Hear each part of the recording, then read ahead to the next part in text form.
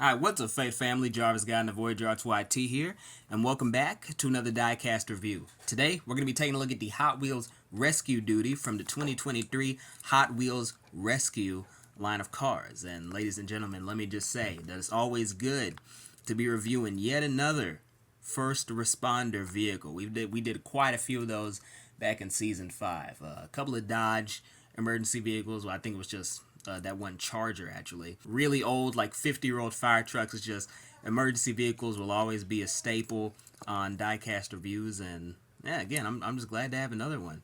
This right here is an animal rescue vehicle, which I assume is different from animal control. The actual utility of this vehicle is pretty confusing to me. I've never really heard of animal rescue before. Again, I've heard of animal control. I'm not really sure why you would need a sort of mini fire truck looking vehicle for animal rescues. Maybe a cat got stuck in a tree. I'm really not sure what the intention was with this vehicle. But either way, man, the design is done pretty well, at least for the base cast of the rescue duty.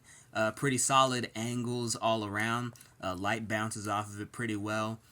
These fenders right here, I mean, they're pretty exaggerated, but I do like them because they do fit well with the color scheme, and they really help to accentuate the really nice design done on the wheels. I'm not entirely sure which wheel type this is, but just sort of greebling you see in there was done very well. As you can see, you got the giant exhaust pipes right here, which imply a massive engine inside. I mean, it's Hot Wheels, that's only natural. And the way they did the windows and sirens, and I guess back part right here, I'm sort of mixed on it. Now, I do appreciate that they use the same mold for the windows and the sirens.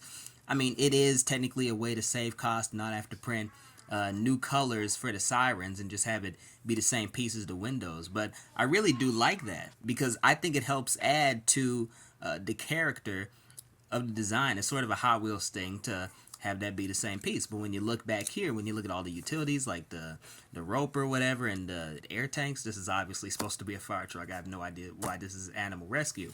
But this is also translucent. What's the point in that being translucent?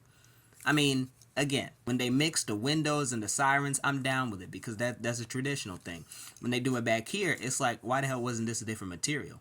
This is very obviously a cost-cutting thing, and there isn't even anything I can say to justify this. I try to be charitable when reviewing these die-cast cars, but it's hard to be charitable when they literally just had one giant piece and they expect people not to say anything. And I mean, it's mainly kids. Well, I don't want to say it's mainly kids. Kids don't play with toys anymore. They watch TikTok and get exposed to soft core on a 24/7 basis. But the people who buy Hot Wheels cars, I mean, I don't know if they'll necessarily be as discerning when it comes to buying just regular cast like this, and they have the giant piece that extends all the way back to the hand-operated functions of the vehicle. I don't know, man. It's just sort of lazy. And having this back half be translucent, it sort of brings the entire vehicle down for me. And it's really just because the translucency back there, it makes it feel cheap.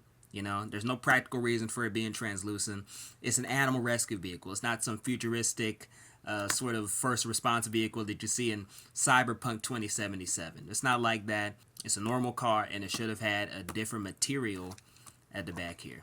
Anyway, man, I've gone on long enough. In terms of recommendations, this is, again, a light recommend. They didn't make the greatest design choices when it comes to this car. I mean, the underlying cast of the rescue duty, it's pretty good. It has a lot of potential to be a great first response emergency vehicle.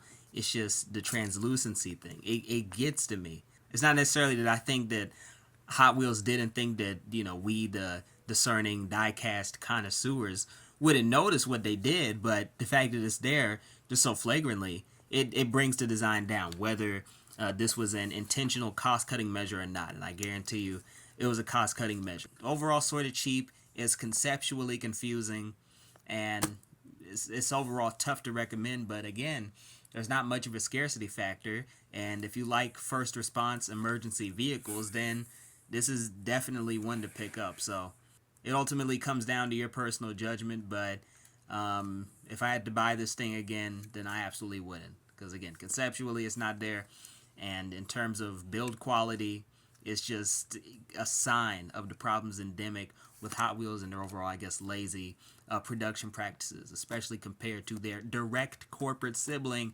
Matchbox. Ridiculous. I don't know why Hot Wheels is the more popular brand. Either way, man, that'll be it for me. I've been your host, Jarvis Godden. Thank y'all for watching. Stay tuned for more Diecast reviews. Keep yourself safe out there. Go with God. Have a great night. And as always, giggity, giggity, giggity, goo. Stick around.